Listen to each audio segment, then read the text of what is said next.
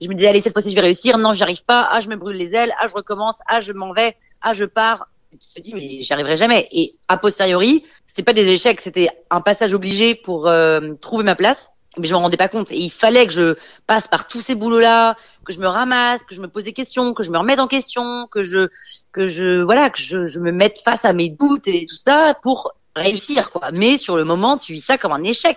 Eh ouais, c'est souvent comme ça, hein. C'est ce qu'on découvre dans Essaye encore. Souvent sur l'instant, c'est pas évident. Puis après coup, a posteriori, on se dit ah oui d'accord, je comprends pourquoi je m'étais planté à tel moment, j'avais appris ça. Voilà, c'est un peu comme ça que ça se passe. Bienvenue dans Essaye encore, épisode 19 qui va débuter dans un instant.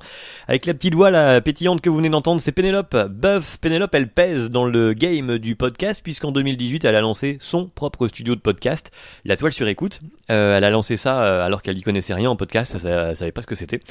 Et puis elle est maintenant à 4 millions de téléchargements, donc ça vaut le coup, je pense, d'aller se pencher un petit peu sur son parcours. On va la rencontrer dans un instant. Juste, le temps pour moi de vous dire que l'épisode précédent recevait Florent CH Pro. Florent, il est coiffeur de star. Ouais, à 5 ans, Florent, il voulait devenir coiffeur. À 14 ans, il partait en apprentissage. À 20 ans, il coiffait Miss France. Et depuis, il coiffe des stars à Paris dans plein d'émissions de télé. Donc, si vous l'avez pas entendu, bah ça, c'est l'épisode précédent. C'est toujours dispo. Et les petites anecdotes croustillantes, tout ça. Allez écouter, c'est dispo sur toutes les plateformes, Apple Podcast, Spotify, Anchor, YouTube aussi pour ceux qui n'ont pas les applis de podcast et qui l'écoutent un petit peu comme ils peuvent. Donc allez sur YouTube, c'est aussi dispo. Mettez des pouces, des points, des pouces bleus pardon, des étoiles, des commentaires, de ce que vous voulez, partagez tout ça, faites vivre les interviews et les épisodes du podcast. Ça fait évidemment plaisir. N'hésitez pas à me donner des retours aussi quand vous les avez écoutés, si ça vous plaît pas, dites-le moi aussi, hein, pas de problème là-dessus. Voilà, donc bienvenue en tous les cas pour ce nouvel épisode donc 19 avec Pénélope Buff, avec elle on a parlé on a parlé de bide évidemment et d'échecs, dont un d'ailleurs c'est là-bas qu'on s'est rencontrés en région parisienne à Cagny. C'était sur un plateau d'humour il y a quelques années de ça. On était sur le même plateau d'humour, les jeunes talents du rire je crois c'était, et c'était sa première fois sur scène et c'était un bide. Donc elle va nous en parler, elle va nous parler des leçons qu'elle en a tirées. Et toute sa vie a été ça finalement. Pénélope, elle a fait genre 157 métiers. Bon, un tout petit peu moins, elle m'a dit, mais voilà, c'est un peu ça. Elle a un peu papillonné au niveau métier avant de se trouver et de lancer ce podcast-là. Et même dans le podcast, vous allez comprendre qu'elle touche un petit peu à tout et qu'elle tient pas beaucoup en place. Épisode 19, Pénélope Buff, ça commence maintenant. Bienvenue. Salut Pénélope. Salut Geoffrey. Bienvenue. Ça me fait plaisir de t'avoir dans le podcast puisque je l'ai expliqué dans l'intro avant, dans le podcast tu pèses un peu quoi. Je pèse. Tu pèses dans le game du podcast. J'ai une seule question dans le podcast, la seule qui est prévue, les autres elles vont venir au fur et à mesure de la discussion, c'est qui es-tu? Et là, quelque chose me dit que ça peut prendre du temps à répondre chez toi. Mais il faut que je fasse court ou on a toute la nuit? On a toute la nuit. Je suis Pénélope Buff et je suis podcasteuse, entrepreneuse, auteure, comédienne, slasheuse finalement. Et en fait, en vrai, je suis une conteuse parce que je raconte des histoires. J'ai passé ma vie à raconter des histoires et aujourd'hui, je suis payée pour raconter des histoires. Voilà. Et tu t'es toute seule payée, si j'arrive à le dire, pour raconter des histoires. Tout à fait. C'est un peu ça. En fait, t'as fait genre 157 métiers avant d'être aujourd'hui podcasteuse, comme on dit. Oui, alors 157 moins 15, hein, ouais. Enfin moins 142. Non mais j'en ai fait une non, mais dizaine. T'as pas mal vadrouillé, quoi. Voilà, t'as été curieuse. Ouais, j'ai vadrouillé. J'ai vadrouillé parce que je trouvais pas mon truc à moi quoi, et j'essayais de absolument trouver mon talent, ou en tout cas là où je me sentais bonne, et j'ai mis du temps avant de trouver ça. Et c'était quoi alors les métiers que tu faisais? Alors j'ai des métiers assez classiques entre guillemets. J'ai m'occuper de la communication, du publicité de drugstore. Après j'ai gagné un concours pour être animatrice sur la matinale d'une radio. Ça c'était un concours que j'ai gagné. C'est un peu le truc le plus original de mon parcours. Ouais. Après je me suis occupée du marketing de Groupon. Après j'ai monté une boîte que j'ai revendue. Après j'ai monté une boutique à Saint-Tropez. Après j'ai organisé des conférences autour du digital. Je me suis occupée des événements de chez Énergie, du groupe Énergie et du guide Michelin. D'accord, ouais, donc événementiel voilà. Toujours un peu dans ce milieu-là. Et c'était quoi que t'aimais là-dedans? C'était le contact avec les gens? C'était le fait de justement aller voir raconter des histoires pour vendre les trucs? Ouais, j'aimais bien en fait, c'est ça, parce que j'étais quand même en effet j'étais toujours côté annonceur, mais on travaillait beaucoup avec les agences et j'aimais bien aller briefer sur ce qu'on voulait. Et en même temps, ça me frustrait beaucoup de pas être du côté de l'agence et de réfléchir à justement des propositions pour des marques. Mais j'aimais bien le côté nouveaux projets. Et puis dans ces boîtes-là, on enchaînait les projets, c'était projet sur projet. Tous les 3 mois, on avait autre chose à penser. Et moi, j'aimais bien, voilà, ce côté un peu, on rebondit, on pense à autre chose et on reste pas. C'est pas des projets qui duraient 3 ans. Et moi, ça me plaisait ça. Et en même temps, ça me plaisait, mais j'étais frustrée. C'est d'ailleurs la raison pour laquelle, dès que je m'ennuyais, hop, je déménageais. Enfin, je quittais la boîte au bout d'un an et demi, quoi. Ouais. Et l'idée, c'était tu te disais que la prochaine, ce sera la bonne. C'était le lieu, c'était l'endroit qui n'allait pas. Et finalement, ça, plusieurs fois, jusqu'à ce que tu dis non, en fait, il y a un truc plus profond. Ouais, à chaque fois, je me disais, bon, ce coup-ci, je pense que c'est bon. D'ailleurs, les recruteurs me disaient, non, mais là, votre CV montre que vous restez qu'1 an et demi dans les boîtes. Je disais, ah non, mais cette fois-ci, là, je suis au taquet, je vais rester longtemps. Et puis non, en fait, non, ça n'allait pas, quoi, parce qu'on me nourrissait pas assez, j'étais pas alimentée de nouveaux trucs, j'étais frustrée, il y avait pas assez de créativité. Et puis moi, j'étais un peu à vouloir déménager le bordel. Et puis dans ces boîtes-là, c'est quand même à chaque fois des grosses boîtes. Même à une celle où je me suis plus éclatée, c'est Groupon, c'était une start-up. Enfin, au début, c'était une start-up. Maintenant, c'est une grosse boîte, mais voilà, on pouvait faire des milliards de choses. Mais bon, là, je suis partie parce que j'ai fait un burn-out, tu vois. Ah oui, d'accord, ok. Oui, voilà. Oui, bah. Sinon, je me lassais, quoi. Ouais. Et ça, tu le vis comme un échec ou pas le burn-out, tu le prends comme un signe de ton corps qui te dit au stop ou c'est vraiment toi un échec dans le sens ça te stoppe dans ton élan, dans ton avancée? Non, c'est mon corps, c'est ma tête surtout qui me disait stop. Et ça va paraître très bizarre, hein, je suis un peu extrémiste moi, mais là où je le considère comme un échec, je le prends pour un échec, c'est que j'aurais aimé réussir à pousser encore plus loin et pas me faire le burn-out. Tu vois. Ah oui. Je me dis pas j'aurais aimé à m'arrêter plus tôt. Je me dis j'aurais aimé passer ce burn-out et pousser encore plus loin mes limites. Ouais, et tu te dis un peu, j'ai pas été assez forte, assez longtemps. Okay, oui, exactement. Ouais. Alors que c'est une connerie parce que si, et puis à un moment, un moment quand tu ménages pas forcément que ça pète quoi. Mais je me dis pourquoi j'ai pas réussi quoi. Mais parce que ma tête a dit non. Ici on parle ça s'appelle c'est encore on parle des podcasts non on parle de podcasts on en fait on parle d'échecs dans le podcast. Pour le coup on va parler de podcast aussi, c'est à propos, mais l'idée c'est donc de parler des échecs, en tout cas des moments qu'on vit comme tels. Et avant qu'on enregistre t'as commencé à me dire que finalement t'avais comme vécu entre guillemets 35 ans d'échecs, toute cette partie où tu vivotes et papillonnes de boîte en boîte. Tu considères à aujourd'hui, même a posteriori, que c'était un sorte de moment d'échec ou comment tu le Non, tu bien vois sûr ça? que non.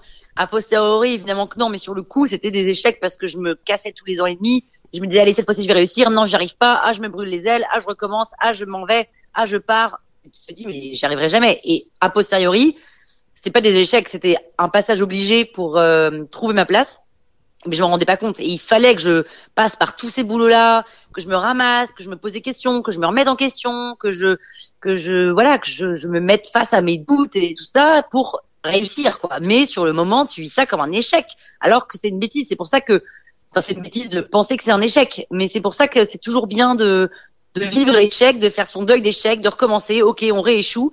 Et après, prendre du recul et se dire, attends. En fait, c'est pas un échec, ça m'a fait avancer grave, quoi. Mais bien sûr que sur le moment, tu vis comme un échec. Et c'est comment Pénélope Boeuf qui vit un échec? Je veux dire, t'es effondrée dans le canapé avec un pot de glace ou comment ça se passe? C'est comment ta réaction? Je suis effondrée dans un canapé avec un pot de glace.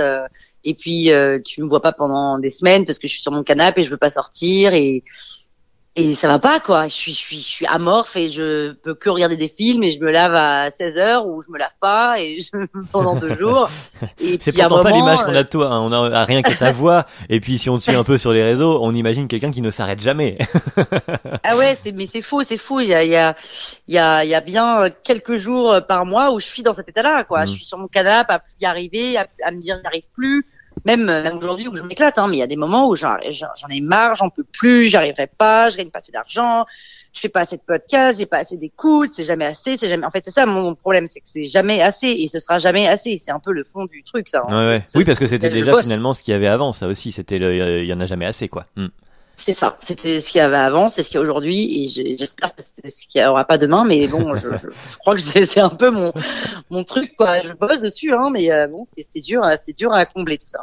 Et comment tu fais pour te remettre en question? T'en parlais tout à l'heure, tu dis il faut pouvoir avoir le recul de se poser, de se remettre en question et d'y retourner. Comment tu fais? Enfin, je veux dire, c'est tu t'assois à un bureau avec une feuille blanche, bon, on y pense, ou ça se fait un peu tout seul? Non. Bon an mal an? j'aimerais bien prendre une feuille blanche et me dire bon alors Pénélope réfléchis, qu'as-tu appris de ton échec, mais malheureusement ça se fait pas comme ça. C'est plutôt le temps. C'est le temps qui me fait réaliser que.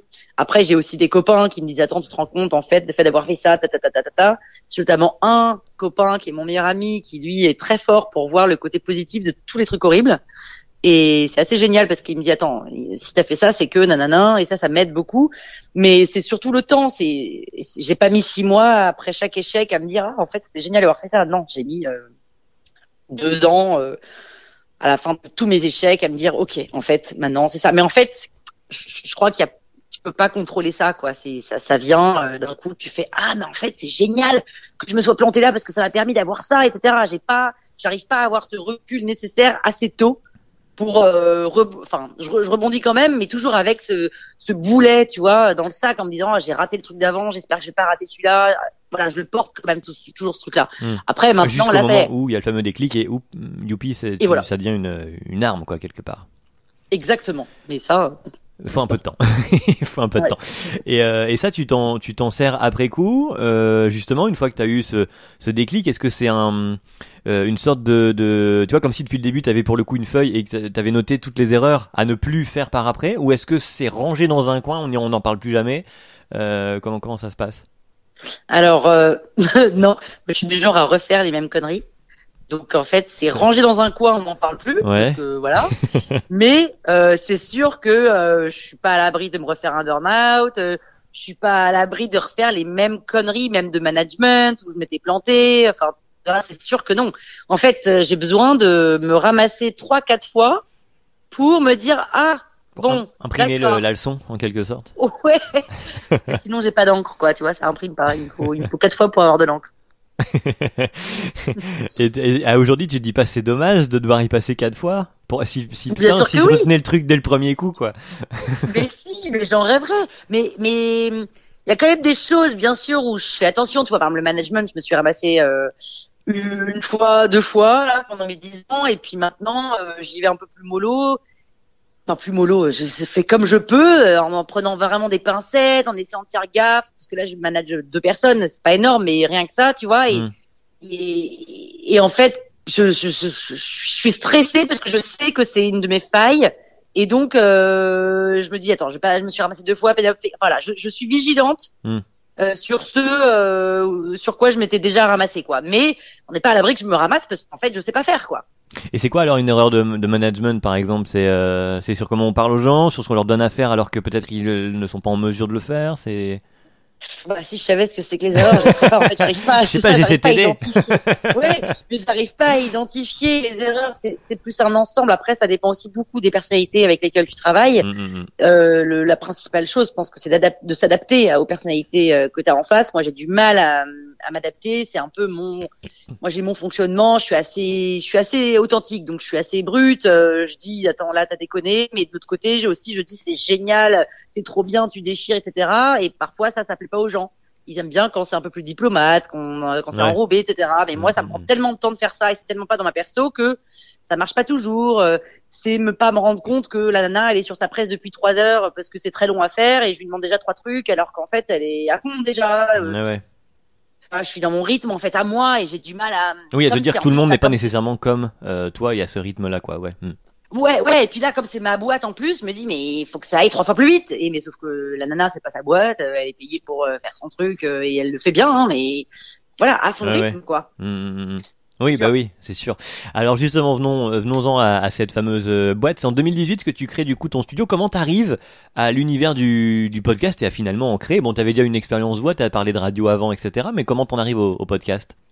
J'arrive complètement par hasard, donc je viens de quitter ma 10e ou 11e boîte, je suis au fond du trou, j'ai 34 ans et demi, je me dis tiens, je vais avoir 35 ans, je vais faire ma 12e expérience là, c'est pas possible, ma carrière peut pas être des sauts de puce d'1 an et demi. Et j'ai un copain qui a une 50aine d'années qui m'a dit Pénélope, t'as une voix, t'es business, t'adores raconter des histoires, pourquoi tu lances pas ton studio de podcast? Il y a un engouement des podcasts en ce moment. Éclate-toi, vas-y. Et je dis mais attends, je vais faire quoi? Il me dit bah t'accompagnes les marques et tu leur fais leur podcast parce que j'avais comme fait 10 ans de market et tout. Et je dis ah ouais tiens c'est pas con. Je regarde même pas ce qui se passe sur le marché. Je lance mon studio La Tôle sur écoute et puis je vais approcher des marques sans trop savoir vraiment ce qu'est un podcast et comment on fait un podcast. Et puis là, les marques sont pas très réceptives, sans doute parce que je suis pas très bonne à la vente. Et puis je me dis, en fait, ça marche pas, j'y arrive pas. Et je me dis, bon, j'ai 2 ans de chômage. Je pense qu'il faut, enfin, d'ailleurs, c'est pas moi qui me dis ça, c'est un copain qui me recommande ça. Il me dit, Pélope, t'as 2 ans de chômage. Pourquoi est-ce que tu pompes pas plein de contenu, plein de podcasts, t'en fais plein, tu te fais une vitrine, une visibilité, et derrière, tu vas voir, les marques vont venir te chercher. Je lui dis, mais attends, ça veut dire que pendant 1 an, il me dit, tu fais ça pendant 1 an, et la 2e année, tu signes des marques. Je dis, mais pendant 1 an, je gagne pas un rond. Il me dit, non, tu gagnes pas un rond. T'as ton chômage, tu gagnes pas un rond. Oh, ouais, ça, c'est l'angoisse pour toi, à ce moment-là, d'imaginer ça? Ah ouais. Ouais, parce que produire du contenu sans aucune, en fait, quand tu produis du contenu, mais que t'as jamais fait ça, tu te rends pas compte que avoir des auditeurs, c'est de la reconnaissance. Tu te dis, moi, je veux de l'argent, parce que tu produis du contenu pour avoir de l'argent. Et donc, je me dis, mais attends, je vais produire du contenu comme ça, mais ça va servir à quoi? Enfin, j'arrive pas à me rendre compte qu'en fait, ça va m'offrir une vitrine. D'autant que si tu vas 1 an après pour les vendre, en fait, à ce moment-là, t'as pas la notion que les auditeurs vont te donner un retour, mais tu te dis, mon retour, il est 1 an après, ça tombe, j'aurais fait 1 an de merde, et puis ça aura servi à rien, quoi. Exactement. Ouais. Et je vais perdre 2 ans de chômage et me retrouver au bout de 2 ans sans argent, il faut que je revienne dans une boîte. Donc, je me dis, en même temps, là, les marques que j'approche, elles sont pas chaudes, je me dis, bon, bah, écoute, ça se tente.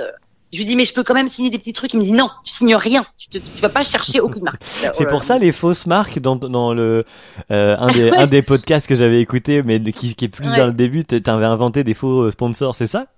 Bah, en fait, ces faux sponsors, ça, c'est des fausses marques, en effet, et c'était parce que c'était plus un peu une parodie dans le sens où j'écoutais plein de podcasts et je trouvais que la façon dont les podcasteurs mettaient en avant leurs sponsors était un peu ridicule.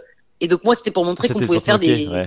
Ouais, et qu'en fait, et puis je me suis dit, on sait jamais, peut-être que les gens vont croire que j'ai des vraies marques et ils vont se dire que c'est un super podcast alors que j'ai 3 écoutes, et donc ils vont écouter, enfin tu vois, c'était un moyen. Ouais, on revient au marketing, cette notion de, c'est un petit peu un jeu, la vente, le marketing et tout ça, donc on revient à ça, ouais.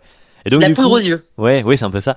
Et du coup, alors, pendant 1 an, t'écris, mais alors du coup, t'écris quoi? Enfin, je veux dire, t'as l'embarras du choix à ce moment-là. Comment tu décides ce que tu vas faire? Ah bah là, j'ai la page blanche, hein, et je me dis, mon Dieu, qu'est-ce que je vais faire? Et j'avais envie d'expulser ces 10 années d'échecs. Et donc, j'ai commencé à écrire. Donc, le premier mot qui m'est arrivé dans la tête, c'est l'arnaque. Parce que je me suis dit que la vie est une arnaque dans le sens où en fait, on décide de la vie qu'on veut et qu'on peut, si on veut. Moi, j'ai toujours eu l'impression d'être une arnaque parce que j'ai toujours eu des boulots high level, alors que je sais pas faire un tableau croisé dynamique, alors que je sais pas mettre un masque sur PowerPoint, alors que j'avais des hauts postes, tu vois. Ouais. Et je me disais, mais en fait, moi, on me recrute pour mon savoir-être plus que pour mon savoir-faire, ce qui est, pourquoi pas, hein. Et d'ailleurs, de plus en plus plus de boîtes devraient le faire. Mais j'avais l'impression, tu vois, d'être un peu de pas être légitime, quoi. Et donc, je raconte. Syndrome de l'imposteur, on va jusque là. Et on va jusque là, on peut aller jusque là, on peut le dire. Et je voulais le raconter ça à travers toutes mes histoires parce que tous mes entretiens que j'ai eu, je les ai jamais eus avec des entretiens classiques. Je les ai eus à la force du poignet, au forceps, au piston, en essayant de demander, en envoyant des mails à droite à gauche, en rattrapant des situations que j'avais potentiellement perdues. Enfin, c'est que des trucs un peu incroyable la façon dont j'ai eu ces entretiens, quoi. C'était jamais dans un entretien classique. Oui, bonjour madame, très bien. Tu vois, 3 qualités, 3 défauts. Moi, je sais pas me vendre, donc je suis nulle. Je disais des trucs, je disais des défauts horribles, tu vois. Enfin, genre, je sais pas, je ne sais pas faire tableau Excel, je ne sais pas machin. Et on me disait, d'accord, bon, madame. Bah, au revoir, du coup, ouais, c'est ça, voilà. Ouais. J'étais pas très bonne pour me vendre. Ouais, et donc, à chaque fois, je rattrapais la situation. Et puis là, on dit, ah, en fait, t'es audacieuse, bon, on me prend pour ça, etc. Donc, j'ai voulu raconter ça. Et j'ai commencé à écrire, à enregistrer. Et puis, au début, ça prenait comme un podcast qui prend, c'est-à-dire pas, hein, parce que quand on débarque, ça c'est très dur de se faire connaître. Ouais. Et puis en fait, les gens qui font des podcasts vont le savoir. Et voilà, c'est ça, ils vont se reconnaître. Et puis un jour, j'ai eu ma bannière en recommandé sur Apple Podcast. Au bout de 2-3 mois, j'avais déjà une 30aine d'épisodes. Et là, j'ai fait 8000 écoutes par jour. Voilà. Et ça aussi, alors c'est une belle histoire parce que cette bannière, tu l'as eue, là encore, entre guillemets, à la force du poignet. Il a fallu aller la chercher. Il a fallu aller chercher. J'ai envoyé des mails sur LinkedIn à tout Apple, hein, Apple, LA, Berlin, Dublin, UK, enfin tout le monde. Et puis Apple, ils répondent jamais. Et puis un jour, j'ai eu ma bannière. En fait, je me suis levée un matin. Ah, sans même avoir eu une réponse, en fait. Ah ouais, ils donnent jamais de réponse, ouais. Ah ouais, ok. J'ai pas eu de réponse. Et puis je me lève un matin, je regardais tous mes chiffres, j'étais obsédée par mes chiffres. Donc dès le matin, je regardais mes chiffres. D'habitude, j'étais à genre 70. Et là, 7 heures du mat, j'en avais déjà 1700. Je me dis, attends, mais qu'est-ce qui s'est passé? Donc je regarde s'il y a pas je sais pas, un truc sur Internet, l'arnaque, je tape l'arnaque. Alors là, tu tapes l'arnaque sur Internet, forcément. Tu tombes pas sur mon podcast. Hein. Ouais, je me doute. Et puis en fait non, j'avais ma bannière sur Apple et puis là j'ai commencé mon Instagram, mon Facebook, mon LinkedIn, mes mails et tout ont explosé avec des je viens de découvrir, c'est génial, nanana, nanana, c'était la folie. Et ça a duré, donc j'ai fait 8000 écoutes par jour, le temps de la bannière recommandée pendant un mois, je suis restée un mois sur Apple. Et puis après c'est tombé à 5000 et puis après j'ai fait garder un train à 5000 écoutes par jour. Donc c'est plutôt pas mal, quoi. Bah oui, effectivement. Aujourd'hui, plus de 4 millions donc de téléchargements. Bah oui. C'est effectivement pas mal. Mais après, j'ai fait J'en d'autres rêve. podcasts. Mais après, j'ai fait aussi plein d'autres podcasts. C'est pour ça qu'il y a 4 Mais oui. millions. C'est pas 4 millions sur l'arnaque. Non, pas sur l'arnaque, c'est sur le studio pour le coup. Et donc alors, mais on reste dans cette, alors à mi-chemin entre finalement la fiction et pas, puisque c'est quand même finalement ton histoire qui est racontée, mais sous forme de d'écrits quoi. Ouais, sous forme écrit mais joué Enfin, à tu l'oral. parlais, mais je veux dire, il y a une histoire quand même réécrite pour raconter ton histoire. Mais Oui, du coup, complètement. on est à mi-chemin dans la fiction et pas finalement. Alors c'est de l'autofiction. C'est vrai, c'est un peu romancé évidemment, mais c'est vrai. Et ça, c'est là aussi, je trouve une sorte de tour de force parce que c'est le podcast fiction, c'est pas nécessairement le truc le plus sur lequel il y a le plus d'engouement. Ah bah alors moi j'ai eu tout faux au départ. C'est d'ailleurs pour ça que ça marchait pas trop. C'est-à-dire que c'était un format court. À l'époque, il n'y avait pas de format court. C'était un format chronique. Il y avait très peu de chroniques à part les replays, mais il y avait pas très peu de chroniques en podcast natif. Et c'était et il y en avait pas. Donc c'était vraiment. En même temps, du coup, c'est une force. Voilà, t'arrives la première, quoi. Mais forcément, t'es aussi la première fois défrichée. Exactement. Donc au début, on se disait mais c'est quoi ce truc? Elle raconte sa vie, alors qu'avant les podcasts en 2018 c'était que des podcasts, tu sais, qui militants, qui parlent qui défendent des causes, etc. Et moi je racontais ma life, qui en soi n'avait aucun intérêt, mais c'est que c'est raconté de façon un peu décalée et tout le monde se retrouve parce que tout le monde s'identifie aux histoires. Et ça, t'as mis un temps à trouver le ton, j'imagine. Et puis l'éventail, il y avait l'arnaque, mais tu le disais, il y en a eu d'autres. L'éventail des possibilités au sein même de ton studio, du coup. Ouais, alors je t'avoue que j'ai pas trop cherché le ton parce que moi je sais pas trop mentir. Je suis assez normal, naturel. C'est toi, un peu nature, quoi. C'est moi nature complet. Enfin là, je parle aux auditeurs, s'ils m'entendent, c'est le ton que j'aurai dans mes podcasts. Oui, j'avoue. C'est vraiment pareil. Et donc non, j'ai pas cherché. En fait, il y a pas eu de stratégie. Je me suis pas dit tiens comment je vais faire. Non, j'ai écrit, j'ai fait bon. Et après tous mes autres podcasts c'était pareil. Après il y a c'est des formats différents. Pour le coup, j'ai voulu me diversifier avec plein de formats différents. Donc le deuxième c'est pique parole et alors j'interviewe des gens en off. Et après, je raconte leur histoire. Donc, je réécris toute leur histoire et je raconte leur histoire à la première personne du singulier. Donc, je m'appelle Patrick Puydébat, par exemple, le mec de Nicolas de Hélène et les garçons, là. Donc, je raconte et je raconte son histoire à la première personne avec plein de sound design, plein de sons et tout. Donc, c'est un peu une revisite de l'interview. Et ça, c'est un produit que j'adore, mais je mets 20 heures pour en faire un, alors que ça dure 8 minutes. Enfin, c'est vraiment de travail. Ouais, on imagine. Puis après, j'ai fait des fictions, donc là, avec des vrais comédiens, un vrai scénario, 8 épisodes de 15 minutes. Donc là, moi, je joue dedans, mais bon, là, il y a des vrais personnages, et c'est pas et c'est une vraie histoire, mais j'ai tout écrit. Et après, j'ai fait, en gros, j'en ai fait 10, mais le dernier qui a très bien fonctionné, c'est Journal d'une confinée. Au moment du confinement, j'ai lancé Journal d'une confinée. J'allais y venir, là où le confinement et la pandémie pour beaucoup peut être et résonner comme un échec sur plein de points. Toi, c'est un bon plan. Ouais, moi pour le coup, le confinement ça a été super parce que déjà j'ai signé un podcast de marque, j'ai signé Mythique. Donc j'ai fait le podcast de l'application Mythique, j'aurais fait 3 saisons, donc ça m'a permis de vivre et de me dire ok, je peux continuer à avoir mon studio. Et puis j'ai signé d'autres marques un peu plus corporate. Et ensuite j'ai lancé Journal d'une confinée, donc tous les jours un épisode par jour. Au début c'était du lundi au dimanche. Et puis c'était pas de l'impro, mais c'était tout ce qui me passait par la tête à l'écrit et ça dure entre 5 et 12 minutes en fonction de mon inspi. Et puis après le deuxième confinement, j'ai fait Journal d'une déconfinée, après j'ai fait Journal d'une couvre-feu, Journal d'une reconfinée, et là je fais Journal d'une reconfinée. Bah oui, forcément. Mais comment tu n'es pas tari encore en termes de sources d'histoire? Parce que... Ah bah je le suis, mais tu sais, je parle de tout et de rien, parce que là, forcément, par exemple, je parle j'ai déménagé, je raconte mon déménagement avec toutes les galères qu'il y a avec le déménagement, et puis que je me suis acheté un palmier de 2,25 m et on me l'a livré avec du moisi dans la terre, et je raconte les affres de trucs, tu vois, enfin c'est un ton décalé, authentique, et je pense que c'est ça que les gens aiment. Voilà, j'allais y venir, c'est-à-dire qu'en fait, depuis que t'es toi, finalement, ça marche mieux. Exact. Et en fait, voilà. Et en fait, la clé, et je m'en suis rendu compte au moment où les gens m'envoyaient des trucs en me disant, mais mon Dieu, c'est génial, j'adore tes histoires. Je me disais, mais attends, pourtant, c'est des histoires qui en soi, tu te dis, bah pourquoi ça intéresserait? Je suis nobody, on s'en fout. Et en effet, mais c'est juste que les gens, ils entendent une nana raconter sa vie, ils trouvent ça rigolo parce qu'elle est normale, elle est elle. Et quand j'ai compris qu'en fait, il fallait juste être soi-même pour réussir, parce qu'en fait, quand on est soi-même, du coup, on fait les choses à sa façon et on joue pas un rôle, et ben ça fonctionne quoi. Et du coup là, alors pareil dans cette optique de toujours plus, mais finalement en restant toi-même, là maintenant il y a des bouquins. Exactement. Ben là, du coup, j'ai lancé les aventures. Enfin, j'ai publié les aventures de Pénélope Boeuf aux éditions Flammarion. Donc, c'est une saga de 4 tomes. Et les 2 premiers tomes viennent de sortir. Et là, alors, ça reprend quelques épisodes de l'arnaque, mais c'est vraiment une histoire, non, c'est un mini-roman, quoi, si on peut dire ça comme ça. Enfin, le tome 2 plus que le tome 1, et c'est réparti par thématique. Le premier, c'est cette fille de 35 ans qui raconte son enfance, sa vision du monde, tout ce qui s'est passé jusqu'à ses 35 ans avec sa famille, on pose le contexte, ses personnages, etc. Et puis le deuxième, c'est la travailleuse acharnée.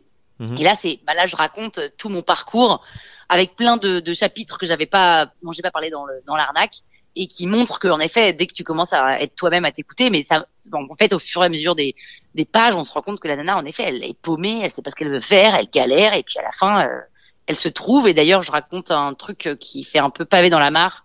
Il y a un épisode qui s'appelle le système D, c'est comment j'ai réussi à avoir ma bannière sur Apple Podcast, parce que je l'ai eu en effet en envoyant des messages sur tout LinkedIn. Mais il y a aussi j'ai fait aussi un autre truc, parce que j'ai fait une pénélopade. Oui. Et ça, faudrait expliquer ce concept de la pénélopade. Oui, la pénélopade, c'est le fait d'obtenir quelque chose a priori impossible à avoir, mais à l'usure. Donc t'insistes, tu ne lâches pas, et puis au bout d'un moment, les gens sont tellement saoulés qu'ils te disent, bon, allez, vas-y, ok pour toi, ok, je t'aide, ok, je te file ça, ok, machin, ok, je te sponsorise, ok, tout ça. Et ça fonctionne bien parce qu'il y a tellement peu de gens qui abandonnent pas. Osent. Ouais, voilà, c'est ça. Que du coup, ça fonctionne bien, quoi. Et puis dans le bouquin, donc je raconte ce truc de comment j'ai réussi en vrai. Mais je vais pas vous le raconter là, il faut acheter des bouquins. Oui, ça, je te voyais venir. La fille a fait du marketing. C'est évident. Non, mais oui, donc allez les lire en effet pour connaître le fin mot de l'histoire.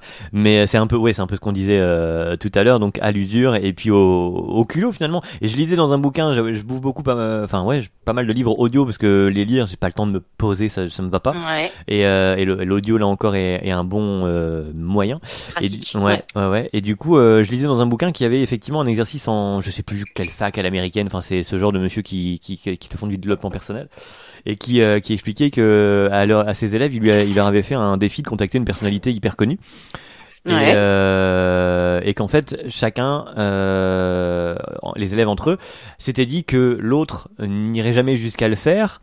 Parce qu'à la clé, il y avait une récompense, je sais plus ce que c'était, et finalement, personne n'avait osé le faire en se disant l'autre va pas le faire, donc j'ai pas besoin de le faire non plus. Mais non. Et si, en gros, c'est ça, et il y en a genre un qui lui a réellement fait le truc jusqu'au bout et qui du coup est le seul à avoir osé. Et le but de l'exercice, au final, il y avait pas d'exercice en lui-même, si ce n'est de démontrer que dans la majorité des cas, c'est ce qui se passe, c'est-à-dire que les gens vont toujours penser que c'est trop loin ou trop dur ou ci et ça, et que celui qui va oser soit faire un truc qui se fait pas ou aller un peu plus loin que les autres, ça finalement seront finalement pas aussi nombreux à l'arrivée que ce qu'il peut imaginer. Et généralement c'est la crainte au début. Il a réussi.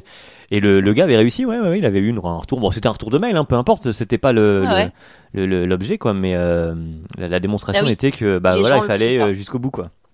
Bah oui, et en fait il faut y aller jusqu'au bout parce que on n'est jamais à l'abri, on sait pas si on veut. Moi, je suis persuadée qu'on peut tout faire. C'est-à-dire que si on veut contacter Brad Pitt, avoir un retour de Brad Pitt, on peut. Il faut juste s'armer de patience et faire une pénélopade. Faut aller le harceler. Faut le harceler, faut trouver des moyens rigolos de le surprendre. C'est ça, de se sortir du lot finalement, voilà. Exactement. D'accord. Et alors le bouquin, l'activité écrire, du coup on avait compris que t'écrivais pour les podcasts, donc maintenant je pense que le côté écriture t'étais un peu rodé, mais le côté livre c'est encore autre chose, c'est une autre aventure. Là on est pile poil dans essaye encore. Là aussi on ajoute un truc, une corde. Tout à fait, et ça n'a rien à voir. C'est-à-dire que les quelques épisodes que j'ai repris pour mon bouquin, évidemment ça ressemble plus du tout à la même chose parce que de l'écriture à la voix, ça a rien à voir avec l'écriture. Il parlait de l'écrit, ouais, quoi. c'est sûr, ouais. Bien sûr. Et donc faut tout refaire. À la limite, c'est encore plus long d'adapter un épisode de podcast que d'en créer un from scratch. À l'écriture pour le bouquin, c'est très très difficile, mais c'est assez jouissif parce que là pour le coup tu dois vraiment te poser sur chacun des mots, alors que dans mon podcast si le mot c'est pas le bon, c'est pas grave parce qu'avec mon ton et mon jeu je l'enrobe et je fais un petit blague derrière et ça passe. Alors que là non, tu peux pas te permettre ça. Et donc et puis aussi comment est-ce que je fais passer, parce que moi je voulais que ce soit vif, dynamique, enfin dans mon ton, et que les gens qui à la voix il y a le ton, c'est facile, mais à l'écrit voilà, à l'écrit c'est difficile. Et donc du coup j'ai fait il y a beaucoup d'italiques qui sont en fait ma petite voix dans ma tête. J'ai créé un personnage fictif qui est comme mon ours en peluche, qui est en fait ma deuxième voix, et comme ça il y a plusieurs personnages, plusieurs façons du coup de s'adresser au lecteur, et j'ai travaillé sur ces styles-là. Et d'ailleurs il y a des lecteurs qui m'ont dit que mon livre était un peu ovni parce qu'il y a plein de styles d'écriture différents. Donc c'est un peu intense, t'as du dialogue, t'as la narration, t'as des apartés, t'as une autre conversation avec, enfin voilà, c'est vraiment différent pour donner ce ton un peu décalé, et puis je sais pas, mon ton quoi. Ouais, voilà, tu t'es dit là encore je le fais, mais t'as gardé, là pour le coup t'as tenu l'apprentissage, t'as dit je le fais à ma sauce. Ouais, là pareil, je me suis dit je l'ai fait à ma sauce, et puis je fais une saga de 4 tomes, alors que bon tu vois, je suis inconnu au bataillon, donc voilà. Et puis la maison d'édition sympa m'a dit vas-y go, on te suit, on y va. Ils m'ont soutenu là-dedans, et ça c'est quand même ouf que Flammarion ait accepté ça, c'est un truc de ma boule quoi. Enfin, je suis tellement reconnaissante que c'est précieux. Et tu penses que le côté succès du podcast là a permis l'accès plus facile au livre? En tout cas, la maison d'édition. Oui, je pense que parce que j'avais déjà ils entendaient déjà mon ton, ils entendaient quand même l'écriture à travers ma voix, ils se sont dit que potentiellement je savais correctement écrire. Après il y a quand même eu du reboulot, etc. Mais je pense que ça a aidé. Après peut-être que si j'étais arrivé avec les mêmes textes sans podcast, je sais pas s'ils auraient accepté, mais ouais, en tous les cas oui. Puis après peut-être que le fait d'avoir une communauté aussi ça a aidé, j'en sais rien, même s'il y a plein d'auteurs qui commencent alors qu'ils sont pas de communauté, mais bon là c'est frais de toute façon pour le coup, donc je te propose un épisode dans un an, voir un peu. Oui c'est ça. Pour en reparler des livres. En termes de bid, il y en a eu un sur scène, c'est ça, parce que tu as parlé tout à l'heure aussi de comédienne. Ouais. Dans tes cordes à l'arc. Tout à fait. J'ai été poussée par mes auditeurs à faire un stand-up parce que ils me disaient tous mais pourquoi tu mets pas tes épisodes en stand-up sur scène, ce serait trop drôle et tout, alors que je m'étais jamais vraiment posé la question. Et puis j'ai participé à un concours qui s'appelle les jeunes talents de je sais plus quoi, la scène les là. Jeunes talents de l'humour. Comment ça s'appelait, je sais plus. De l'humour, non? De l'humour, ouais. Les jeunes talents tout court, je crois c'était l'entité, c'est les jeunes talents. Catégorie humour. Région parisienne, ouais. Voilà, et devant. C'est là qu'on s'est rencontrés. Donc exactement, devant combien de personnes? 600 je crois, 600 ouais, personnes. Ouais. La salle n'était pas remplie, mais bon, voilà. Et puis là c'était, je sais plus combien c'était, 6 minutes, 12 minutes, je sais même plus. Mais c'était long, hein. C'était très long pour moi sur scène. Ça a paru 1 heure, et en même temps j'étais quand même. En fait, c'est juste que ce que j'ai fait, l'erreur, voilà, typiquement, c'est que je me suis dit bon, c'est de la scène, j'ai jamais fait, donc je vais écrire pour de la scène, je ne sais pas écrire pour de la scène, et donc j'ai voulu me créer un personnage, alors que j'aurais mieux fait de faire ce que je fais en podcast, toi. sur scène. Ouais. Et en fait, j'ai voulu créer un truc qui n'était pas bon. En plus, j'étais mise en scène par un copain qui m'a fait faire des trucs un peu vulgaires, alors que je suis pas du tout vulgaire, parce qu'il trouvait ça drôle, mais c'était pas moi. Enfin bon, ça n'allait pas du tout. Et voilà, il y a même quelqu'un qui est parti du premier rang pendant que je faisais mon truc. J'ai revu ça après sur la vidéo, ouais. Et puis j'ai eu 4 applaudissements. Il allait peut-être juste pisser, hein. Peut-être qu'il allait pisser. Et après j'ai eu 4 applaudissements qui étaient les 4 applaudissements de mes potes qui étaient en public, quoi. Et ça, du coup, alors sur l'instant, c'est comment là aussi la première réaction de quand tu vis ce moment, c'est quoi? En vrai, sur scène, je me sentais je me sentais bien, j'aimais bien conquérir cette scène-là, même si j'avais conscience que c'était pas le bon texte, donc c'était pas horrible sur le moment, même si bon, je sentais bien que personne riait. Mais après, je me suis dit, putain, bon en fait, voilà, t'as fait la connerie, c'est que t'as pas fait du Pénélope, quoi. T'as voulu te donner une image qui n'est pas la tienne. Et ben voilà, la connerie. Et c'était intéressant. Ça pour le coup, ça c'est un échec que j'ai vite compris, parce que maintenant, voilà, je suis habituée à ça. Dès que t'essayes de pas être toi-même, ça, tu te plantes. Et ça c'est bon. Ça c'est un truc que j'ai compris. Mais bon, tu vois, ça m'empêche pas de refaire plusieurs fois la connerie. Hein. Enfin, je l'ai faite là et on n'est pas à l'abri que je la refasse ailleurs. Ouais. Et ça, t'as peur parce que c'est pas toi. Là, potentiellement, avec le Covid, pandémie, tout ça, la scène, c'est plus trop le bon créneau. Non. Pas pour le moment, mais est-ce que dans l'idéal, c'est un truc que t'aimerais refaire? Ben, je pense, mais j'aimerais vraiment être accompagnée de quelqu'un qui s'y connaisse vraiment. Et puis réécrire mes textes de podcast. Franchement, je crois que j'en aurais marre là parce que j'en ai fait tellement. Et donc, ce serait réécrire de nouveaux textes. Mais du coup, je sais pas. Oui, en fait, j'aimerais bien, mais j'aimerais être accompagnée vraiment, pas juste je peux t'aider. Non, c'est vraiment quelqu'un, tu vois, qui s'occupe de moi pour la mise en scène, du pour tout milieu le truc. pour faire quelque chose qui rentre dans les codes, quoi. Exactement. Mais avec toi, comme. Ouais, mais j'ai pas envie d'être comme j'ai fait pour les podcasts toute seule. J'ai pas envie d'être toute seule, tu vois. C'est quand même agréable, tu vois. Flammarion, ils m'ont accompagnée dans dans la sortie du bouquin. Et ben là, maintenant, j'aime bien être accompagnée par des gens qui s'y connaissent. Et d'avoir fait toute seule, alors tout le studio, parce que donc il y a la partie création en elle-même, mais il y a aussi toute la partie création administrative, entrepreneuriale derrière tout ça. Ça, tu maîtrisais déjà un peu plus de par ton passé ou même pas, puisque ça c'était pour toi, c'est vraiment différent. Bah alors j'avais monté une boîte, mais on était deux et puis c'était une boîte e-commerce, rien à voir. Mais j'avais déjà du coup le contact d'un comptable, le contact d'un avocat. Mais en fait c'est très très simple. Hein. Il suffit de demander à un comptable, il vous donne tout ce qu'il faut faire et puis c'est très très simple. En 4 jours c'est fini. Ah ouais. Et tous les gens quand tu leur dis j'ai monté une boîte, ils font waouh, mais en fait non, t'as créé des statuts, t'as un cabis, t'as payé un comptable et t'as inscrit au registre des commerces de société, t'as un numéro de siret et puis c'est réglé. Et puis t'as ouvert un compte en banque. Mais en vrai c'est très très simple. Et on s'en fait tous une montagne de monter une boîte administrativement et tout. Non, le plus chiant il est tous les mois tu dois rentrer tes frais, tes machins. Ouais, voilà. Ouais. Et puis après, mais même bon, si tu payes un comptable, il te fait tes trucs. Après, il faut pouvoir payer les comptables, etc. Mais toute seule, j'en suis incapable. Toute seule, je peux pas. Ah oui, d'accord, oui. Donc, pour cette partie, t'es obligé de t'entourer parce que ça ne. En fait, c'est pas ce qui te plaît, tout simplement. Ouais, c'est ça. Et puis c'est que ça sera bien fait. Et puis t'as pas le temps de t'occuper de ça. Et donc autant filer quelques centaines d'euros à un type dont c'est le métier. Après, tu vois, là, j'ai pris une alternante. Bah l'alternante, alors là, mon Dieu, l'usine à gaz pour les papiers dans tous les sens, les envois, les machins sur Internet, par la poste, ça c'est l'enfer. C'est ce qui m'a pris le plus de temps depuis 2 ans, c'est de prendre une alternante administrativement parlant. Mais ça vaut le coup parce que une fois qu'elle est là, ça change la vie en fait. Tu fais plus tout ce que tu faisais avant et tu peux prendre du recul et de la hauteur et avancer sur d'autres projets. Et t'as commencé genre tout petit, je veux dire, c'était auto-entreprise ou t'y allais sur direct En direct. Ouais, direct, j'ai fait une SASU. SAS unipersonnel. Ouais.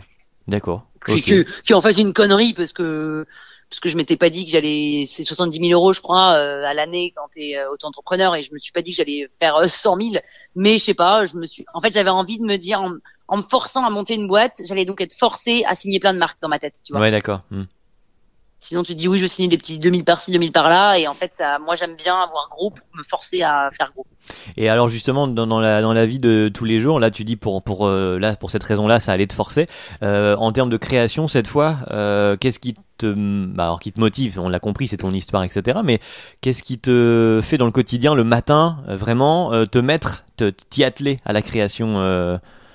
Parce qu'il y a des jours où j'imagine t'as pas envie, t'es un peu fatigué, tu vois, aussi d'avoir tout le temps, de devoir tout le temps créer, pondre, réfléchir, etc. Ouais, c'est fatigant au bout d'un moment, et en même temps, ça y est, j'ai trouvé ma raison d'être, quoi. Enfin, vraiment, j'adore ça. Toute ma vie, j'ai toujours raconté des histoires, inventé des trucs, imaginé, et là, en fait, j'ai des idées toutes les 2 minutes, donc c'est ça mon problème, c'est que du coup, je les mets sur papier, et puis je devrais approfondir le truc, mais j'ai une autre idée qui me vient, donc je commence un autre projet, et donc j'ai plein de projets là qui sont à moitié finis, qui sont dans l'ordinateur.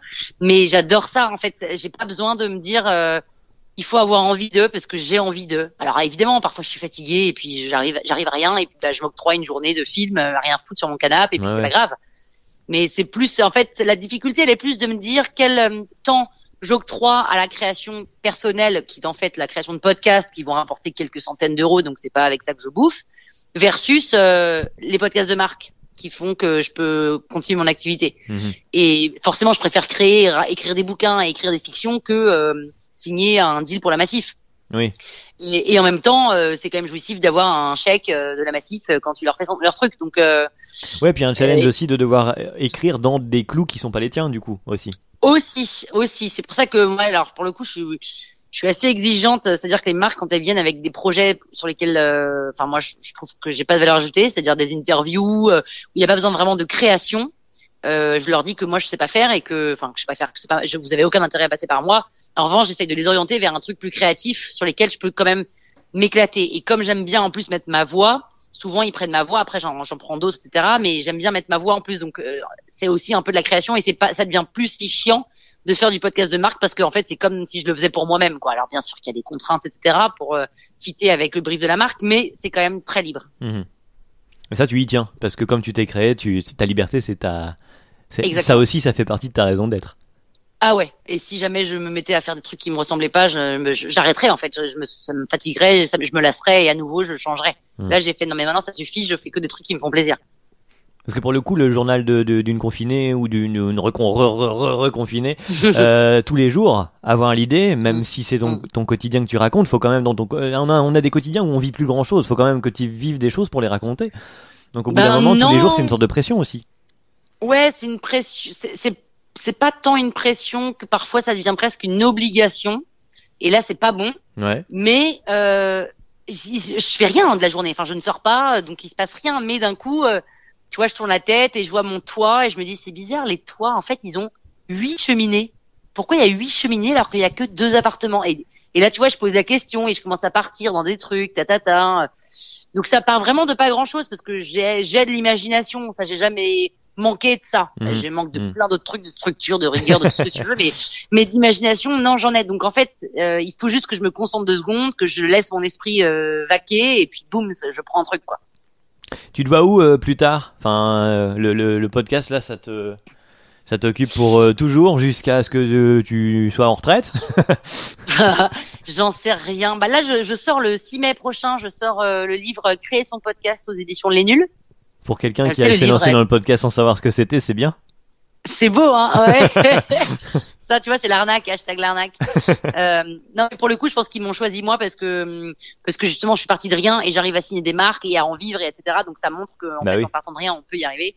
Et donc, je donne tous mes tips, etc. Donc, je vais pas arrêter le podcast tout de suite parce que je peux pas même décemment, en ayant écrit un livre pareil et dire, en fait, j'arrête le podcast. Surtout que je crois que le podcast a un superbe avenir. On voit aux États-Unis que ça cartonne, la France est en train de s'y mettre, les marques sont en train d'arriver à foison dessus. Aujourd'hui, t'es une marque, t'as pas fait ton podcast, t'as raté ta vie, quoi. Entre guillemets. C'est ça. Il faut le site internet, il faut les réseaux sociaux et le podcast. Exactement. C'est en train de devenir un peu un must-have. Et donc, je pense qu'il y a encore du chemin à faire là-dessus. Après, moi, je suis pas qu'une podcasteuse, donc je vais sortir mes 2 autres bouquins. Je vais faire sûrement une BD l'année prochaine. Enfin voilà, je pars sur des nouveaux horizons, mais je vais pas abandonner le podcast parce que c'est quand même mon média de départ et qui m'a permis de faire tout ça et puis c'est un média qui offre une énorme liberté de création. Il veut dire même alors c'est très mal ce que je veux dire, mais même le fait de pouvoir mettre des musiques qui ne sont pas libres de droit sans qu'on t'interdise de le faire, rien que ça, c'est extraordinaire. Alors, je pense que ça va pas durer longtemps. Oui, voilà, j'allais dire, c'est pour en ce moment parce que personne s'y est vraiment penché, mais ça va, oui, ça, c'est un peu le problème de l'engouement autour du podcast. Ça va finir par le YouTube au début, c'était très bien, et puis c'est devenu le YouTube qu'on connaît. Bon. Que seront les podcasts dans 5 ans? Bah, je pense que dans 5 ans, tu pourras plus passer du Beyoncé comme là, aujourd'hui, on en passe. Mais du coup, là, j'en profite et je fais des trucs rigolos et tu peux faire plein de choses. Tu peux parler de sexe, d'alcool, de cigarettes sans qu'on te bannisse. Enfin voilà, tu peux tout faire. En fait, c'est le moyen d'expression qui offre le plus de liberté à mon sens.